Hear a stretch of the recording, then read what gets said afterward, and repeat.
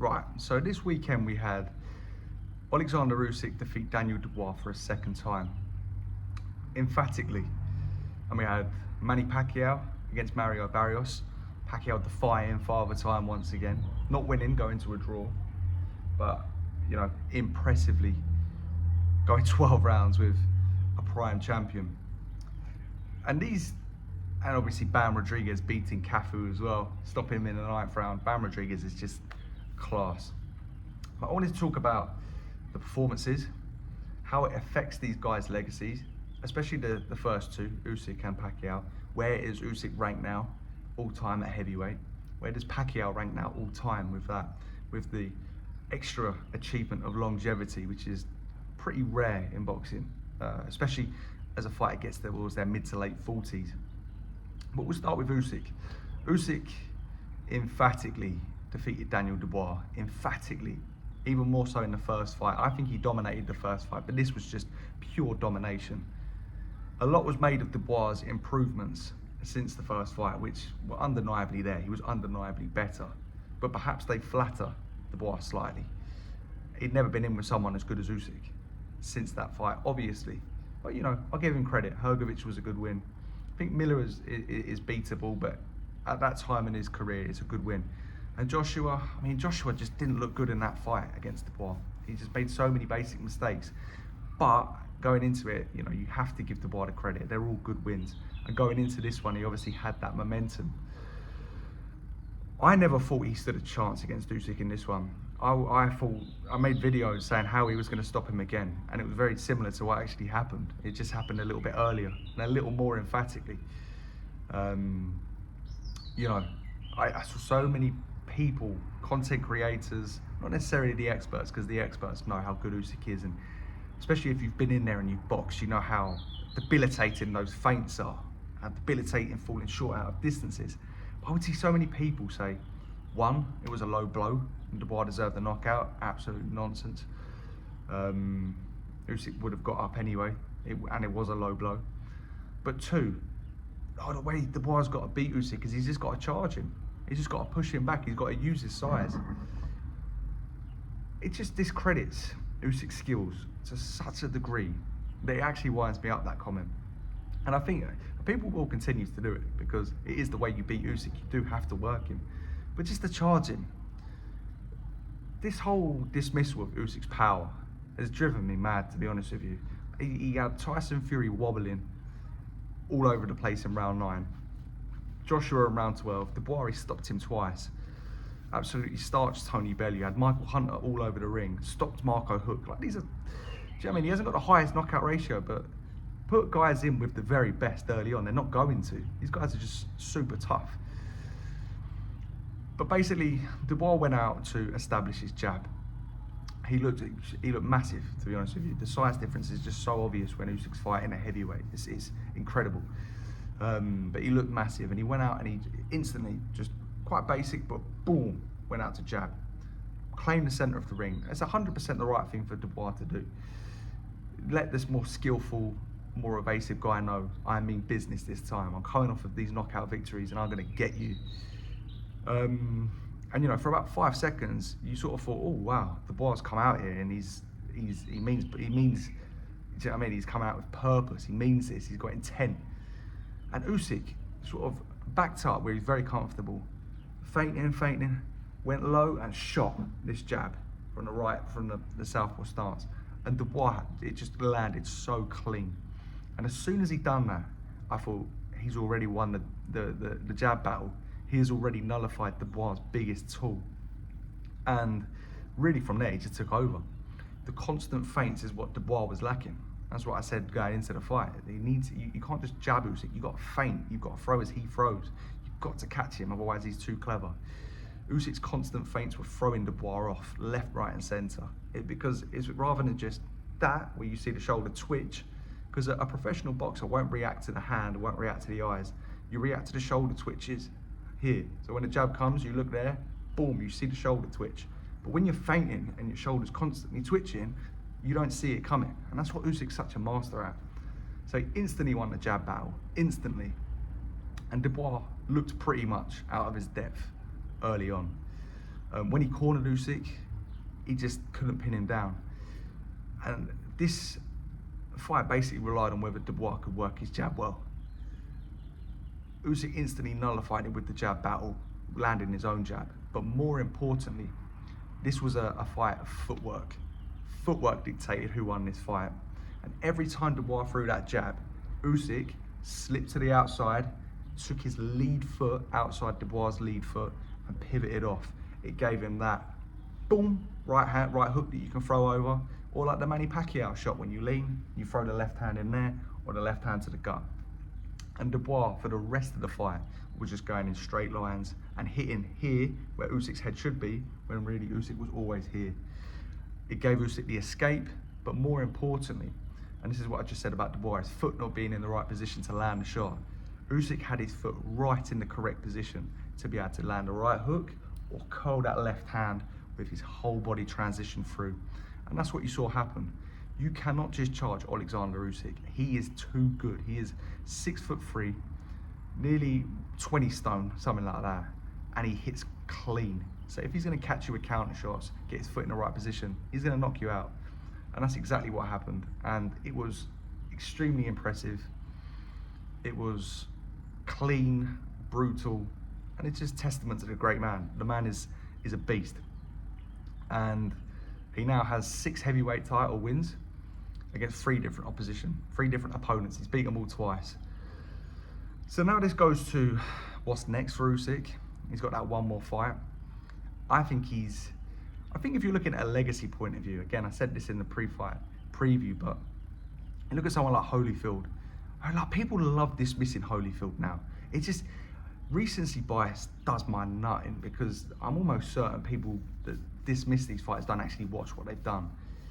But Usyk will look at Holyfield, an Olympic gold medalist too, an undisputed cruiserweight champion in a really tough era, and an undisputed heavyweight champion. But Holyfield stayed as a heavyweight for over 20 world title fights. Holyfield beat Michael Moorer, Mike Tyson twice, Buster Douglas, George Foreman, so many others, Ray Mercer, Burt Cooper. That's a stacked resume, So Usyk will want to, keep fighting whilst he's hungry. And the more he fights, if he's putting in performances like that, people are saying he should retire, and I think he definitely has a case. But it's only going to strengthen his resume and his legacy if he keeps winning. As an all-time heavyweight, I think Usyk is starting to push the top 10 now, personally. Now, I've seen people say he's top 3, he's top 2. 6 title fights, 3 opponents. Daniel Dubois and Anthony Joshua, I don't think great fighters, very good fighters, very accomplished. But when you look at the grand scheme of the greats in heavyweight history, I think Fury, you can make a case as a great, inconsistent but great, bordering on the lower level of the greatness scale on heavyweight history. But I think Dubois and AJ are very good fighters, but I don't think they're the greats. So he's beaten those 3 guys, and he's beaten them twice, and he's beaten them emphatically. And that's not including his cruiserweight run, which I think is 1 or 2, but you could definitely say 1, because it was such a tough era. But if we're solely going on his heavyweight accomplishments, I think you put him around sort of the 10 to 15 era all time right now. He doesn't have the longevity, and he doesn't have the amount of fights. His reign is shorter than Rocky Marciano's, but he's had the same amount of title wins as Rocky now. And you could argue that Rocky fought far superior opposition in that title reign. I mean, Archie Moore and Ezra Charles are in and around my top 10 of all time. I'm going to actually get to that top 10 of all time later, pound for pound. And although they weren't necessarily seasoned heavyweights, great heavyweights, they were still very good heavyweights. And people use the arguments that they were old, but they were really good when they were old. Archie Moore was a champion for 6 more years after that Marciano fight. Sole undisputed light heavyweight champion, with his greatest performances against Devon Durrell after that fight. So that's dismissed. So when we look at Usyk's ranking, I don't know if I would put him over Marciano as a heavyweight legend yet. I think Usyk would beat Marciano. He's about 40 pounds bigger than Marciano. But when we're talking about when we're ranking these top 10 lists, it's not a hypothetical who would win. It's too difficult. It just becomes an impossible, kind of obnoxious conversation. Oh, this guy would win because this guy. It's just, that's a fantasy fights talk. When you're actually comparing eras, the way I look at it is, who achieved the most relative to their era? Do you know what I mean? Who had longevity? Who had the toughest era? How dominant and how advanced were they for their era? Because Jack Johnson's never beaten Alexander Usyk in a million years. But you don't just dismiss Jack Johnson's claim as one of the great heavyweights because of that. Jack Johnson had a much tougher time. Jack Johnson had to fight real tough guys with no recognition. Sam Langford, Joe Jeanette, Sam McVeigh, multiple times. Hall of Fame guys, by the way, before he was even a champion. So I think I definitely would have Muhammad Ali, Joe Louis, George Foreman, Larry Holmes, Evander Holyfield, over Usyk right now in the all-time great rankings at heavyweight. I think you could put Vladimir over him. That's a controversial one. It's quality over quantity. I think Vladimir's quality sometimes gets overly criticised. I don't think he was great, but I think, you know, he beat Chris Bird just after Chris Bird had obviously got that win against Vitali and only had the one loss. He beat undefeated David Haye, undefeated Povetkin. Sorry, not undefeated David Haye. David Haye just won the title. Undefeated Povetkin, undefeated Shagayev, undefeated Samuel Peter. A few decent wins, not great wins. But again, how great are those Dubois and Joshua wins in the grand scheme of all time? So I think Usyk is definitely establishing himself around the top 10 area of all-time great heavyweights. I think pound for pound, all time, just as a professional, by the way, he's phenomenal. My top 50 list involves everyone of every era, and I try and compare to see how dominant they are, you know, how freakish their achievements are for their era. And I think this often gets overblown in the modern era. You know, a good example is people are saying Usyk's 3-time undisputed. That's better than what anyone's ever done. But really, that's a nonsensical stat if we're being honest. He's definitely 2-time undisputed because he's cemented himself twice. But the reason he's 3-time undisputed is because they stripped him because he wouldn't fight a guy he's already beaten. So the 2 guys he's already beaten fought for the title they stripped him of, and then he beat the guy he's already beaten again, even though that everyone knew he was the best. So, you know, I do think those statistics are a little harsh. I think if you look at a Sonny Liston, for instance, when you go back through history, like Sonny Liston, obviously with his mob affiliations, he got swerved for about 4 or 5 years for the title. And that was in the era where there was only one champion, Floyd Patterson. And Liston basically beat every guy from number 10 in the world, number 9, 8, 7, 6, 5, 4, 3, 2, 1, before he even won the title. And then basically he'd beaten everyone in that one belt era that Patterson could call a contender. So Patterson was like, I have to fight him. And then he blasted Patterson away twice in a row in the first round. So I would have Liston over him. But what the point I'm making is, history, you know, those kind of streaks get forgotten because the accolades aren't there. Whereas now, you can get stripped and beat the guy you've already beaten, and then you're a 3-time undisputed. It's a little bit, you know, I'm not a massive fan of it. Anyway, Usyk is definitely pound for pound number 1 right now. He's definitely the greatest active fighter in this era, barring Manny Pacquiao, who is just insane the fact that he's even active. But, you know, really, of his era, he is the best. And I would have him sort of in and around the top. He's in my late 30s of all time pound for pound now, which, trust me, he's the only active guy that's in my top 50. That is a very, very, you know, high level of competition that he's in. I just think he's phenomenal, and he's humble as well, and he's just the nuts, man. I think all in all, you can say that Usyk is the greatest boxer to ever live when you cover everything, amateurs, pros, everything. Because there's other guys, even Holyfield, as I say, Vladimir, Olympic gold medalist. Do you know what I mean? Basically undisputed champion. Vladimir wasn't because Vitali had the belt, but he wasn't going to fight his brother. But Usyk's also had the Europeans, the worlds as an amateur. He just took over the amateur scene. So yeah, that's Usyk. He's the main man.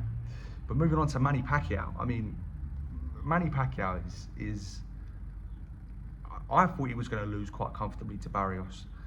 I can put my hand on my heart and say that Usyk fight went pretty much how I thought. It was just a bit quicker. But that Pacquiao fight, I'll hold my hands up. That went completely the other way to how I thought that would go. That went how I kind of hoped it would go.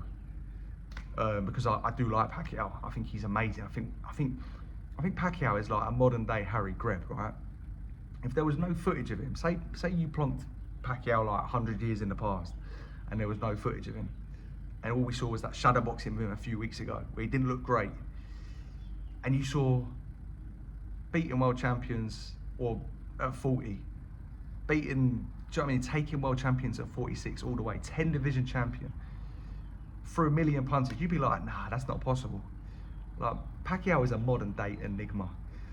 Do you know what I mean? Like, the only real winner in boxing is father time, right? No one evades father time. Do you know what I mean? Like, everyone gets caught up with. Very, very, very few fighters have been successful past 40. Hopkins, Holyfield, Holyfield, yeah, to a degree, but Hopkins, Foreman, Archie Moore. Those are the three guys that were champion beyond 46. Three I can think of in history. I don't really know if there's ever been anyone quite like Manny Pacquiao. I think Roberto Duran is the closest you get. Someone that just goes mad divisions, has a dominant prime.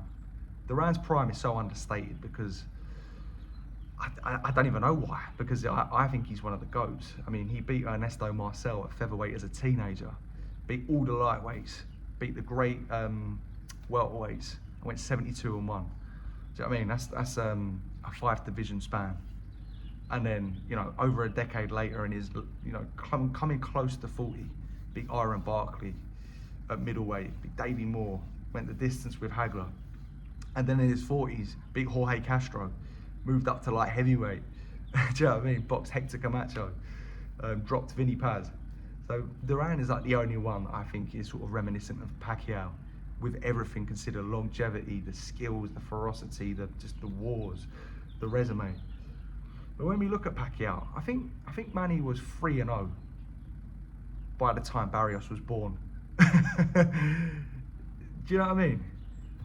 It's insane, the fact that, and look, I don't think Barrios is the greatest champion to ever live. I think he's one of the most beatable champions we've seen in recent times. I don't actually know if he's got a win as a world champion. I think he was elevated to the WBC status when all the belts fragmented. I might be incorrect here, but he's got 2 draws as a champion. However, you know, like I say, with father time, it doesn't really matter. It obviously does matter. I mean, if you went in and beat Crawford, but Barrios is still a solid fighter, right? I mean, you can't take that away from him. He's 30 years of age. Pacquiao being able to do that at 46 against Barrios, that is insane. It's just nuts. I just thought his legs would get him in trouble. He'd just get caught coming in and ultimately get stopped because the punch resistance would go. But that fight, it started off with Pacquiao making Barrios fall short. Now, Pacquiao won the first couple of rounds. He was doing the movement, and again, similar to Usyk and Dubois, it was a foot positioning thing. Southpaw against orthodox. Manny's got all that experience. He's a master of the feet. They've slowed down now, obviously, but a lot of it is about anticipation and getting him in the right position. So he's moving his feet, moving his head, throwing off the centre line. Barrios was, I think, overawed by the fact that he was fighting Manny Pacquiao. And, you know, the situation of being the champion in his first mega fight against a mega name. Sorry, lost my trail of thought. But yeah, he won the first few rounds. And then Barrios was probably being a bit too respectful. But when he started sort of throwing his jab, Pacquiao's legs sort of betrayed him from rounds 4 to 6. He won those rounds, Barrios. But then Pacquiao won 4 on the bounce, giving him a 3-point lead going into the last 3 rounds. Or a 3-round lead going into the last 3 rounds. And I think you can make a case he lost those last 3 rounds. So it's probably draw is a fair score. But I think you can also make a case that Pacquiao could have won that fight. And I mean, at 46 years of age, having already done a crazy longevity feat and beaten Keith Thurman at 40 years of age. Do you know what I mean? The fights against Adrian Broner, Jesse Vargas, Tim Bradley, who's a really good fighter, way past his best. Yeah, Pacquiao's just unbelievable. 10 divisions, a champion as a teenager, a champion in the 90s, a champion in the 2000s, a champion in the 2010s and the 2020s. The only guy to do it across 4 decades, and nearly did it like bang in the middle of the 2020s too. I genuinely think, all things considered, I know he's lost. I know he has fighters that were his kryptonite in Marquez, but he is in my top 10 of all time now. I've always had the top 9. I've always had Greb, Langford, Ali, Lewis, Robinson, Armstrong, Pep, and Charles.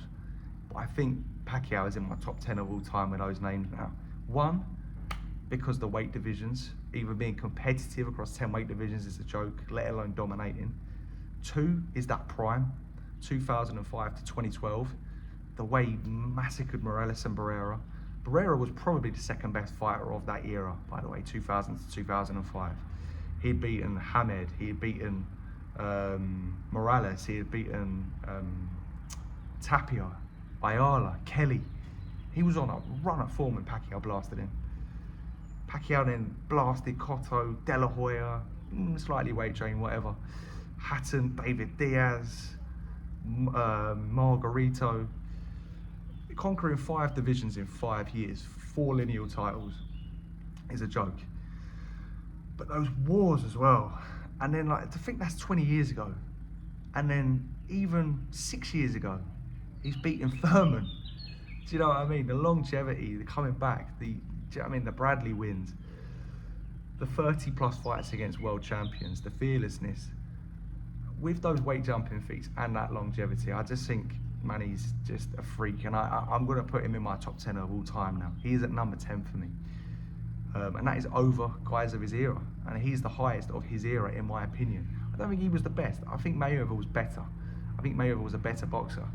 But Pacquiao's just overall career, his achievements, the longevity, the amount of fights he's had against these top guys, the fearlessness, fighting Barrios at 46. I mean, any other 46-year-old that goes in off that layoff, you'd be like, oh, I'm going to affect my legacy. He goes in and takes him to a draw, which he could have won. Yeah, I think it's just insane. I think what Pacquiao's done is just ridiculous, if I'm honest with you. And I think he enters my top 10 of all time. So yeah, that's the Pacquiao and the Usyk update. Obviously, Tim Tszyu lost against a Fundora. Shame with Tim Tszyu, man. I think that first Fundora fight, that takes a lot out of you. I did think Tszyu would win, but that first Fundora fight with the amount of blood coming out his head, do you know what I mean? And then to go to the Murtazalia fight where he got absolutely blown away. Listen, fighters come back from defeats, but 3, I don't know. And the stoppages, yeah. But Fondora's in there in that 54 mix. You've got Boots in there now, Virgil Ortiz. So it will be interesting to see. And Bam Rodriguez, man, what a fighter! What a fighter! I mean, we're looking at a modern day legend there. He's just always taking hard fights. He's always dominating. Just the pressure, the skills, the defense, the footwork. Yeah, he's going to be a problem. And again, a willingness to fight the best. He's proven it time and time again. But anyway, that's my roundup of the fights. Pacquiao draws with Barrios, arguably could have won, 46 years of age. Will we see a rematch? I mean, I think with adjustments he could beat Barrios. Might even be 47 by the time that fight happens. I don't know. I just was not expecting his legs to be able to do what he wanted them to do. But with the cunning and the experience, he was able to pull off a really, really good performance.